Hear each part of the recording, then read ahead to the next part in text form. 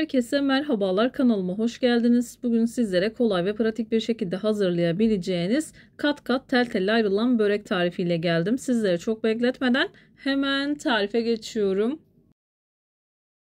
Tarifim için ilk olarak yoğurma kabına 5 bardak kadar un aldıktan sonra ortasını havuz şeklinde açtım. 1 çay kaşığı kadar maya ekledim.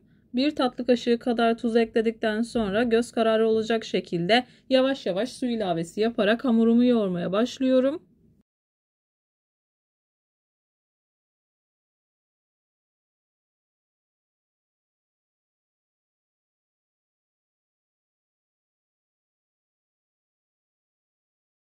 Suyu azar azar kontrollü bir şekilde eklemeye özen gösterin. Ben bu tarifte toplamda 2 bardak kadar su kullandım. Kullandığım bardak ölçüsü klasik 200 milimlik bardak ölçüsüdür.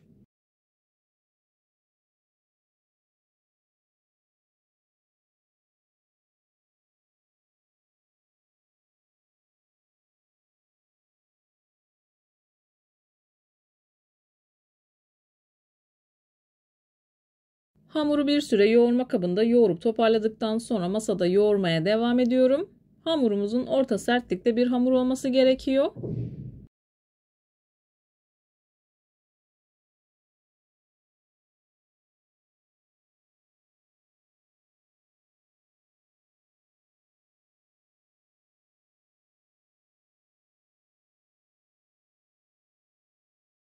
Ben hamurumu yoğurmaya devam ederken buraya kadar gelmiş olan siz değerli takipçilerimden her zaman olduğu gibi ricam yoruma kalp olur, emoji olur veya tarifim hakkında farklı bir fikriniz varsa bunu da benimle paylaşabilirsiniz. Ayrıca videolarımı sevdiğiniz kişilerle de paylaşarak bana bu şekilde destek olabilirsiniz.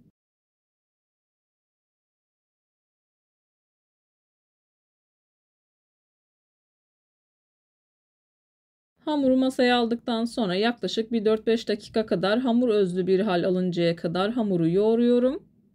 Hamuru yeteri kadar yoğurduktan sonra buzdolabı poşetinin içerisine alıyorum. Yaklaşık yarım saat kadar dinlendiriyorum.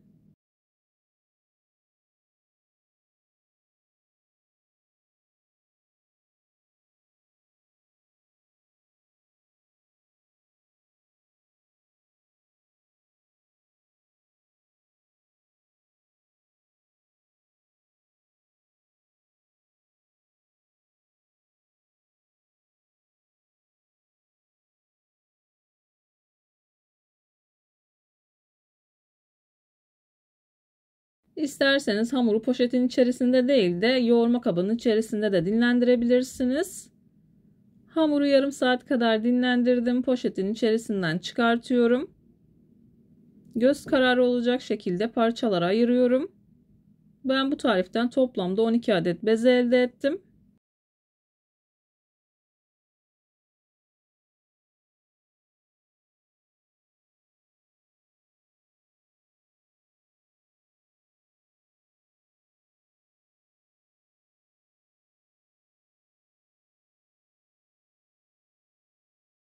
Göz kararı olacak şekilde parçalara ayırıp bezelerimi hazırlıyorum.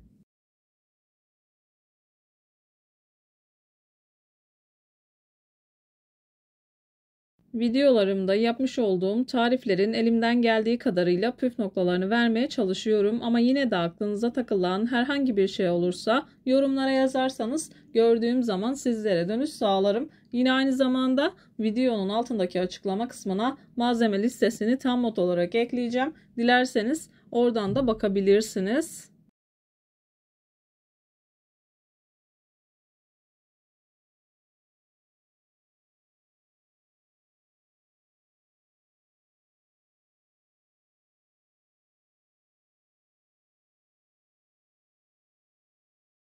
Bezeleri hazırladıktan sonra uygun bir borcamın içerisine yaklaşık 1 bardak kadar sıvı yağ koydum.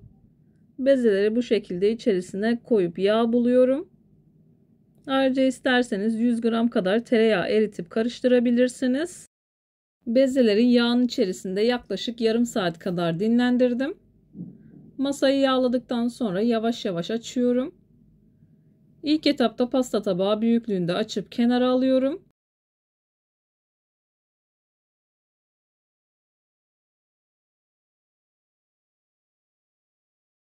Hepsini bu şekilde hazırladıktan sonra daha kolay ve daha pratik bir şekilde hazırlanıyor.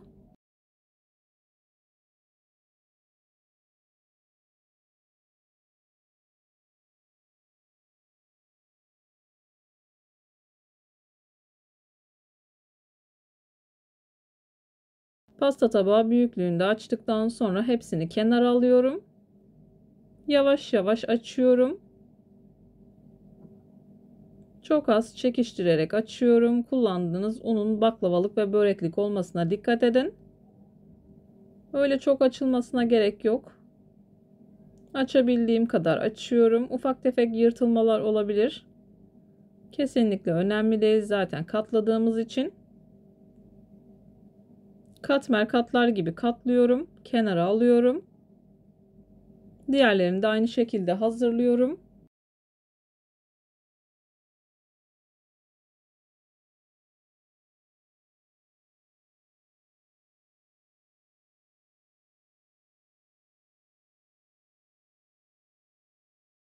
Açabildiğiniz kadar açabilirsiniz.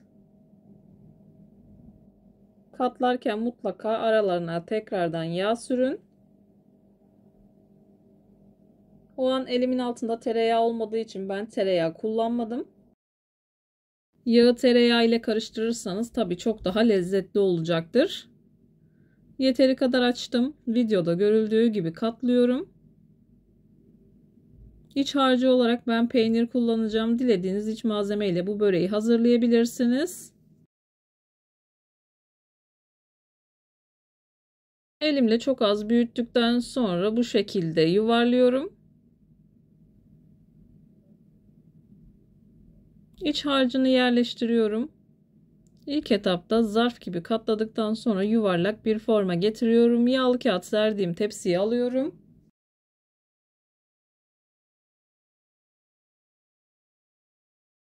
Tepsiye aldıktan sonra bir 15 dakika kadar tepsi mayası yaptım. Üzerine yumurta sarısı ve süt karışımı sürüyorum. Önceden ısıtılmış 170 derecelik fırında altı üstü güzelce kızarıncaya kadar böreklerimi pişirdim.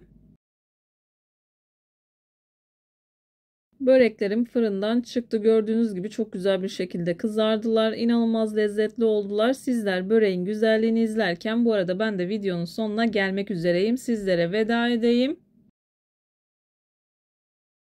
Videoyu beğendiyseniz beğenmeyi, kanalıma hala abone değilseniz kanalıma abone olmayı, bildirim zilini açmayı lütfen unutmayın. Kendinize ve sevdiklerinize çok iyi bakın. Hoşça kalın. Allah'a emanet olun.